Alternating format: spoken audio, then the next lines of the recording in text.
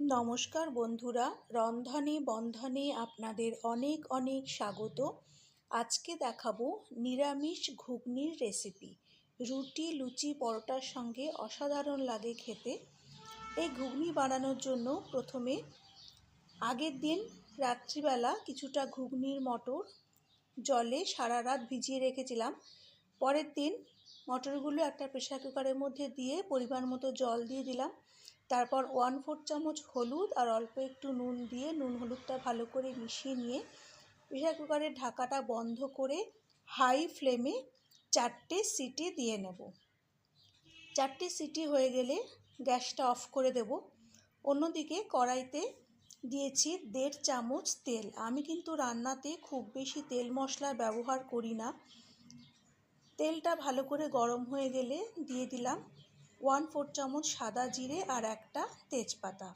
ফোড়নটাকে তেলের মধ্যে একটু নেড়ে একটা আলু এরকম ডুমো ডুমো করে কেটে রেখেছিলাম সেটা দিয়ে দিলাম। হাই ফ্লেমে আলুটা তেলের মধ্যে একটু ভেজে নিয়ে দিলাম 1/2 চামচ নুন আর 1/2 চামচ হলুদ। নুন আর হলুদটা দিয়েও তেলের মধ্যে আলুটাকে একটু ভেজে নিতে হবে। বেশ লাল লাল করে আলুটা ভাজা হয়ে গেলে এরপরে দেব 1/2 চামচ আদা আর কাঁচা লঙ্কা বাটা আর একটা টমেটো ছোট করে কেটে রেখেছিলাম দিয়ে দিলাম। আদা টমেটোটা দিয়েও আলুর সঙ্গে খুব ভালো করে ভাজতে হবে। এই সময় গ্যাসটাকে মিডিয়ামে রাখবেন। মিডিয়াম ফ্লেমে কিছুক্ষণ ভেজে নেওয়ার পরে যখন আদার কাঁচা গন্ধটা চলে যাবে তখন দিয়ে দেব 1/2 চামচ জিরে গুঁড়ো, 1/2 চামচ ধনে গুঁড়ো। তারপর মশলাটা কষানোর জন্য অল্প একটু জল দেব। জলটা দিয়েও আবার ভালো করে কষাতে হবে। এই সময় গ্যাসটা স্লো টু মিডিয়ামে রাখবেন। তারপর আস্তে আস্তে কিছুটা সময় ধরে খুব ভালো করে মশলাটা কষিয়ে নিতে হবে। আমার রেসিপিগুলো ভালো লাগলে চ্যানেলটা সাবস্ক্রাইব করে দেবেন আর বেল আইকনটা প্লিজ প্রেস করে দেবেন। আর রেসিপিগুলো ভালো লাগলে লাইক আর শেয়ার করার অনুরোধ করছি। কিছুক্ষণ কষানোর পরে গ্যাসটা সিম করে ঢাকা দিয়ে 5 মিনিট রেখে দেব। 5 মিনিট পর ঢাকাটা খুলে নিলাম। এবার দেখুন মশলাটা বেশ ভালো করে কষানো হয়ে গেছে, মশলার থেকে তেলও বেরিয়ে গেছে। এই সময় দিয়ে দেব অল্প করে একটু চিনি। চিনিটাকে দিয়েও আবার সব কিছুর সঙ্গে খুব ভালো করে একটু কষিয়ে নিতে হবে। অন্যদিকে আমাদের প্রেসার কুকারটাও ঠান্ডা হয়ে গেছে। আমি মটর আর জলটা একটা বাটিতে নামিয়ে নিয়েছি। মশলা কষানোর পরে এই মটর আর জলটা আমি কড়াইয়ের মধ্যে দিয়ে দিলাম। তারপর সব কিছু খুব ভালো করে মিশিয়ে নিয়ে গ্যাসটা হাই করে একটু ফুটতে দেব। ঢাকা দিয়ে দেব, দিয়ে একটু ফোটা পর্যন্ত অপেক্ষা করব। ফুটে গেলে ঢাকাটা সরিয়ে নেব।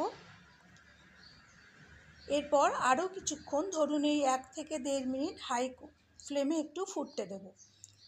আমি কিন্তু রান্নাতে কোনো রকম লঙ্কার গুঁড়ো, শুকনো লঙ্কার গুঁড়ো বা কাশ্মীরি লঙ্কার গুঁড়ো একেবারেই ব্যবহার করি না। এগুলো স্বাস্থ্যের পক্ষে তো ভালো না।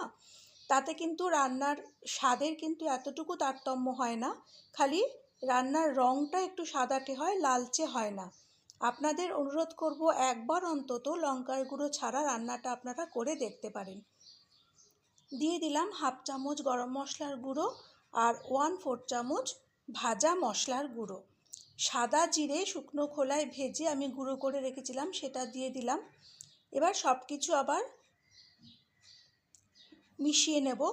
গরম মশলা আর ভাজা জিরে গুঁড়োটা দেওয়ার পরে মিশিয়ে নিয়ে কিছুক্ষণ নাড়াচাড়া করে গ্যাসটা অফ করে সার্ভ করে নেব। ভাজা জিরে গুঁড়োটা অবশ্যই দেবেন, এতে ঘুগনির টেস্ট কিন্তু অনেকটাই বেড়ে যায়। সার্ভ করে নেওয়ার পরে ওপর থেকে একটু শসা কুচি ছড়িয়ে দেব। আপনারা এই ঘুগনি ব্রেকফাস্টেও সার্ভ করতে পারেন, আবার ডিনারে সার্ভ করতে পারেন। খেতে অসম্ভব ভালো লাগে। ইচ্ছে করলে আপনারা ওপর থেকে পেঁয়াজ কুচিও দিতে পারেন। আমি নিরামিষ করছি বলে আর পেঁয়াজ দিলাম না। শসাটা দেওয়ার পরে ওপর থেকে একটু ভাজা মশলা ছড়িয়ে দেব। আশা করি আমার আজকের রেসিপিটি আপনাদের ভালো লেগেছে। পরের দিন আবার একটা নতুন রেসিপি নিয়ে চলে আসব। ততক্ষণ আপনারা ভালো থাকবেন, সুস্থ থাকবেন। নমস্কার।